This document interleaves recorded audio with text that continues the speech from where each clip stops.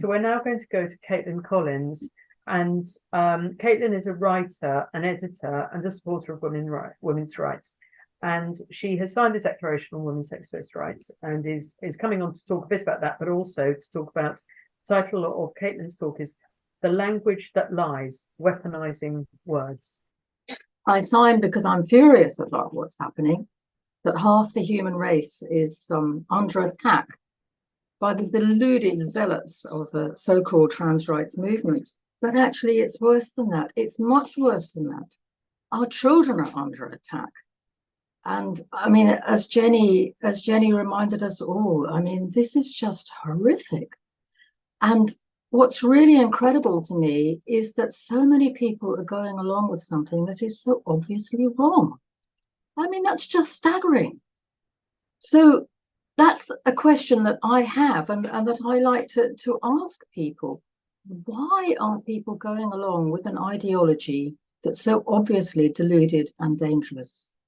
And, you know, we can have conversations and very interesting ones about internalized misogyny and patriarchal conditioning and all of this. And yes, it's interesting and relevant. But what I wanted to talk about this afternoon is something else. As a writer and editor, I'm really interested in language. And I'm interested in how language affects how we think and how our thought affects how we perceive reality. And I can see more and more how language is playing a really big part in this extraordinary rise of the trans demands movement, as I prefer to call it.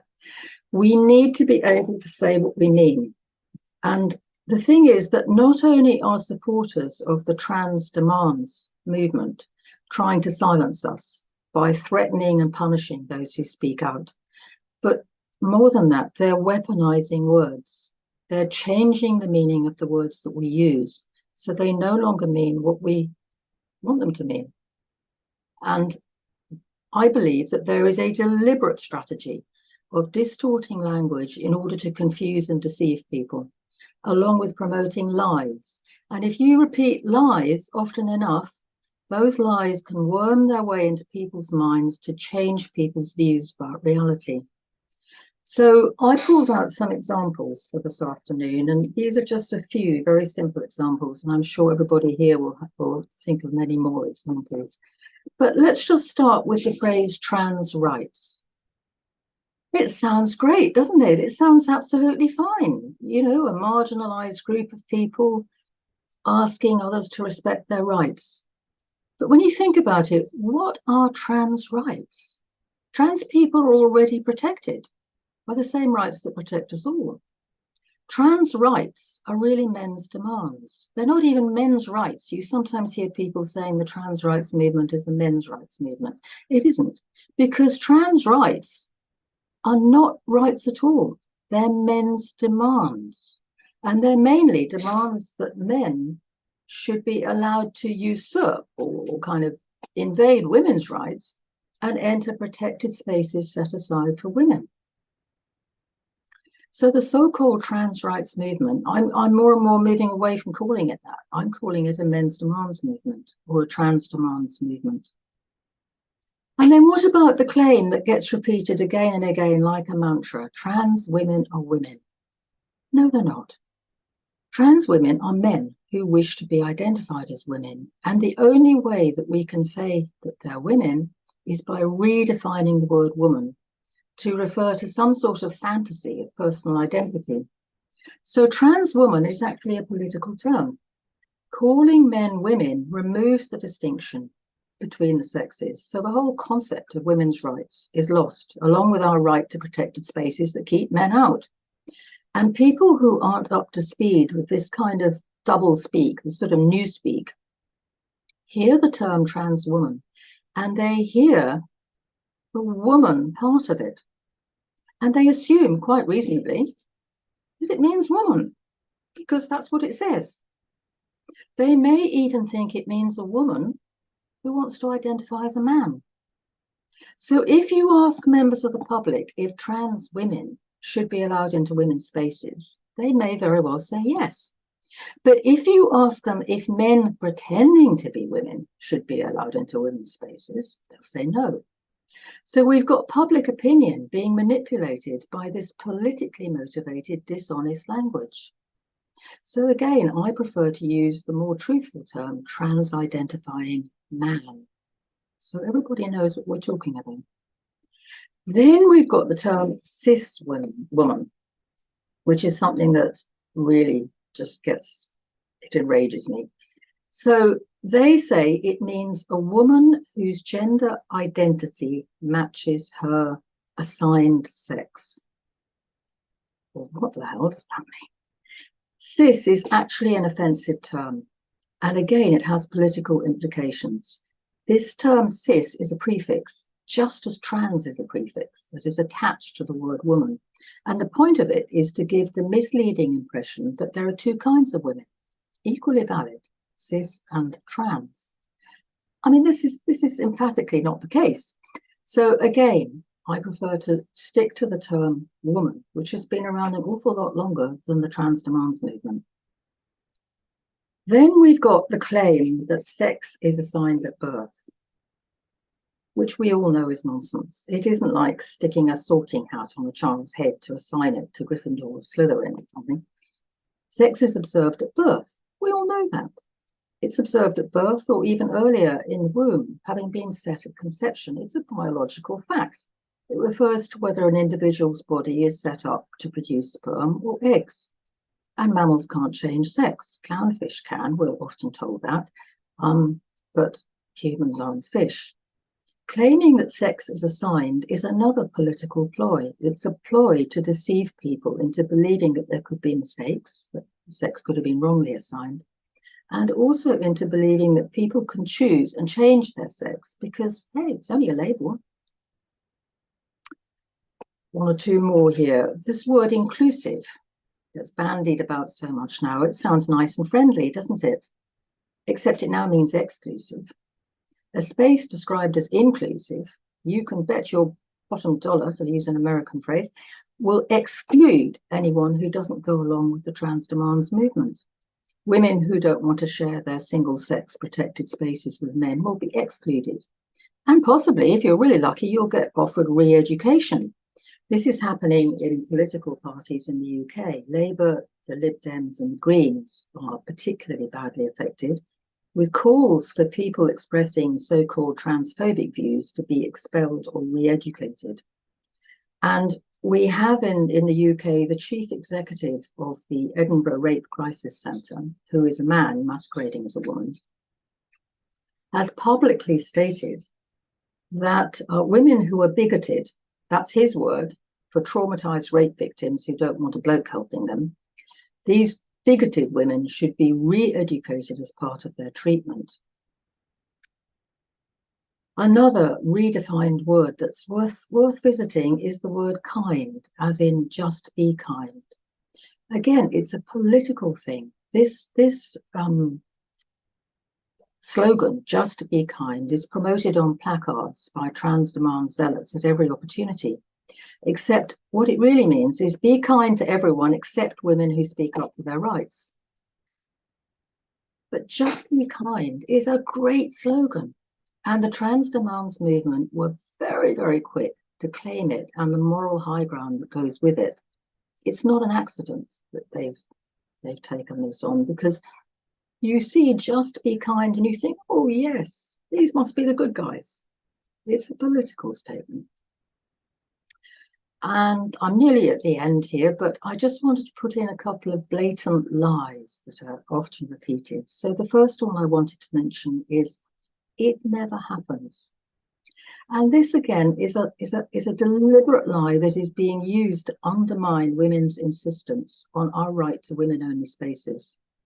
It completely ignores the fact of male sex predators exploiting the opportunities created by the trans demands movement. But male criminals and sex predators are suddenly discovering their inner female en route to jail. So they can be diverted to a women's prison, which is a better environment and, gosh, offers a ready supply of captive prey.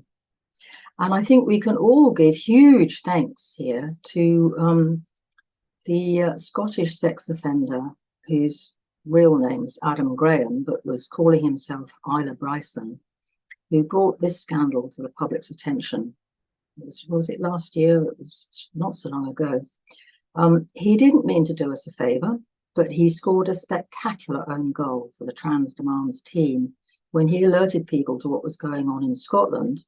And he also contributed to Nicola Sturgeon's very well-deserved downfall, as she was floundering about how to define a man and a woman and a trans woman and who should be in women's prisons. And I mean, she tied herself in knots.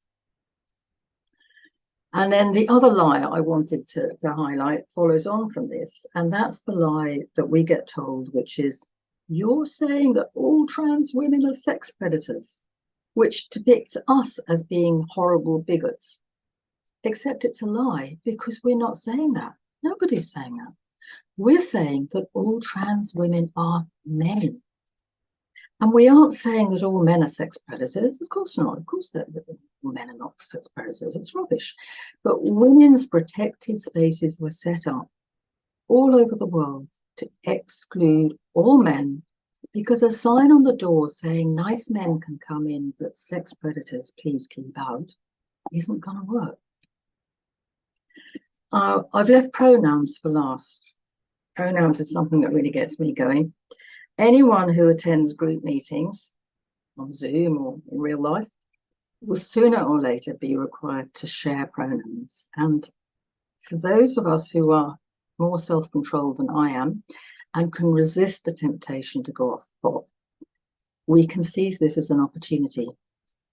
The pronoun game is an exercise in virtue signaling. It signals support for the trans demands movement. Using dishonest pronouns tricks people into going along with the lie that a man is a woman if he says so. Horrifyingly, it's enabling the reporting of crimes committed by men as though they have been committed by women. We've seen things where rapists are referred to by female pronouns, feminine pronouns. I mean, this is insane. There have been cases in the British courts where a woman has been required to say she inserted her penis. I mean, you look at that and you weep. I mean, it's appalling. So the effect on me when I see pronouns in somebody's email signature or I'm asked to share pronouns in a group is to feel frightened. Enraged, yes, but frightened, actually frightened, because does this person or group really, truly, sincerely support this dishonest and dangerous ideology? If they do, how could I possibly trust them? How could I possibly respect them? The thing is that people are free to make demands, and a man can demand that we can refer to him by feminine pronouns. That's fine. He has every right to make that demand. But the crucial point is that we are free to refuse. And we have to remember that. Always, always, always remember that. We are free to refuse. We cannot be compelled cannot be forced to use compelled speech. We're not obliged to play the pronoun game. And instead, if we can be sufficiently, have sufficient presence of mind, we can take the opportunity to explain what it's really about and why we object to it. And maybe, just maybe, I live in hope that we might alert some people to the sinister agenda of trans demands movement. So I'll stop here. I promised Joe I wouldn't go over 10 minutes. So these are just a few examples of the corruption of language by the trans demands movement.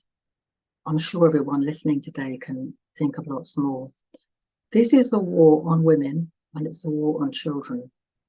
And the weaponizing of words is a deliberate strategy to deceive people and to get them to go along with a deluded and destructive ideology.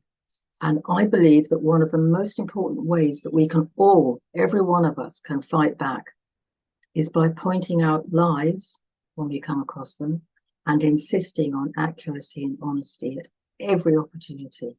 And we can all do that. what sort of books do you write because you're a writer, or if they are books, what do you write about? Yeah, I'm actually retired now, but I've written several novels and several non-fiction books, one on horses and riding and one on stopping smoking. And I do edit I'm still doing some editing of novels for other people, but I did spend, it must have been 12 years or more, writing educational materials for school children. And the particular educational materials they were I was writing for a lovely man who was very keen on psychological and emotional self-help for children. And so I was writing the scripts that he was then using for audio downloads for children to listen to.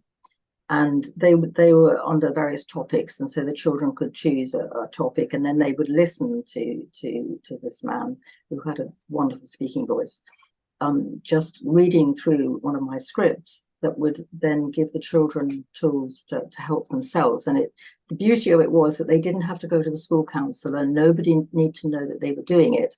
And it kind of, a horrible overused word, but it kind of empowered them to look at things differently and then to take do different things. And so I was quite switched on to the importance of how to use words and language, and how words and language can influence thought, and then how we see our world, and how extremely important it is to be honest and accurate. And unfortunately, his program kind of stopped before this trans nonsense came up, because I would have absolutely loved writing some scripts about this, because I'm passionate about it, but he's no longer operating. So I have to do my campaigning more kind of, I don't have the same platform as I used to have